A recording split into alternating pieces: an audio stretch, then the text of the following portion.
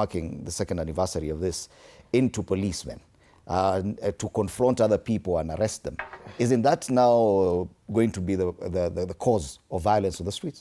I agree. Joshua, my learned friend, has gone off on a tangent, way off to defend the indefensible.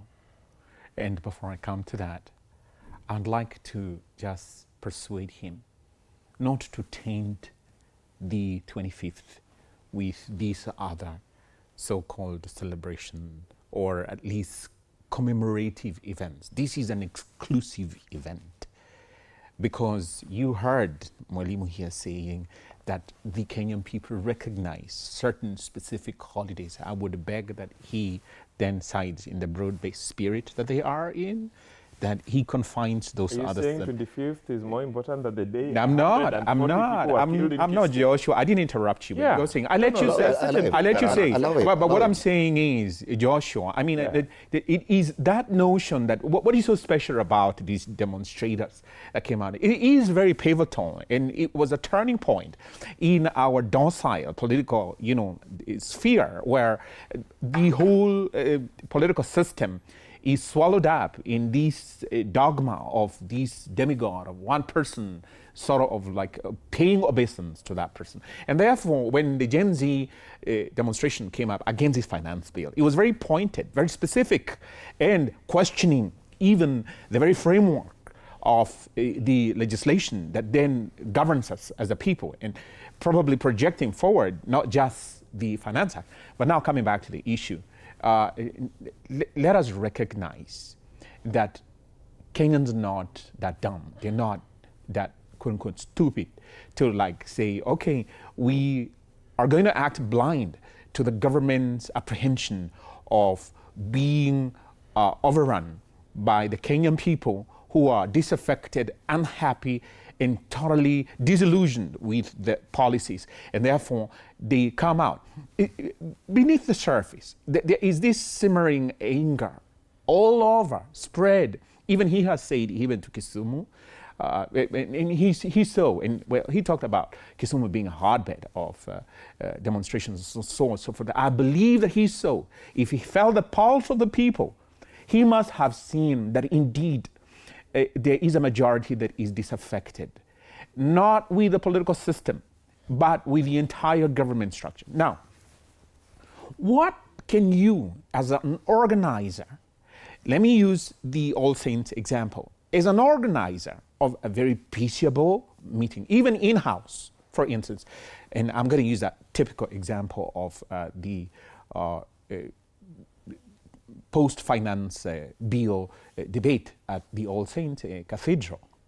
And he says that as long as there is a tinge of any lack of, peaceableness, then of course you step outside the bounds of Article 37, and the police are therefore entitled to come and dismantle the meeting and disband whatever it is that you are organizing about.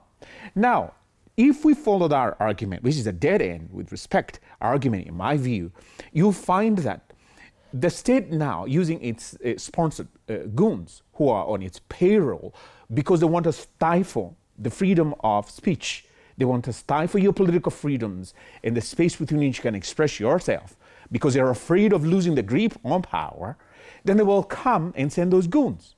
And then by means now of that disruption, the police then come and say that we have then to disband this meeting. It's no longer justifiable. So for you as an organizer, what can you do then to stop that when it is within the domain of the police to know that, look, we're seeing motorbikes congregate at that All Saints area. And of course, they must have been told, because then the role of the police in any demonstration under the Public Order Act isn't to provide the security for you, because you've notified them that from point A to point B will be marching to the assembly point, and this will be the assembly point. For instance, you're going to present a petition to Parliament, to the President, and tell him we don't like your lies or we don't like your policies, so we will be marching, for instance, to Harambee House.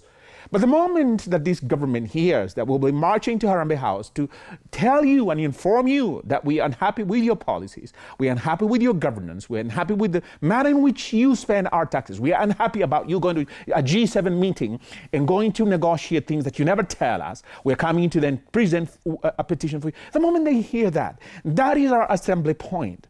The police are supposed to be there to ensure that there's no disruption. Yes. But following the argument that my learned friend is positing, tremendous respect to him, it means that there's a justification now of the police to even cover up for those goons, because then you're all banded up together. That you, the peaceable demonstrator, or the peaceable picketer, or the peaceable organizer of the meeting, is conjoined, hip and joined, with these goons, which is not the case.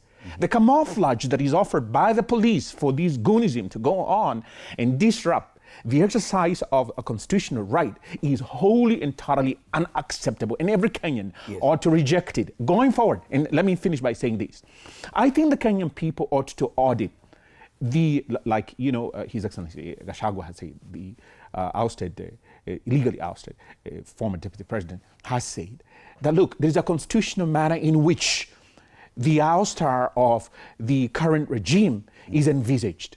And there should be an audit that, look, during this period, the ante-period, before we came to the election period, this is how you are disrupting our meetings. Right. This is how you're violating our constitutional right. And then you have to have the consequential effects of that. Right. I'm more concerned about what kind of action police should take tomorrow. Is their role now simply to disrupt marches?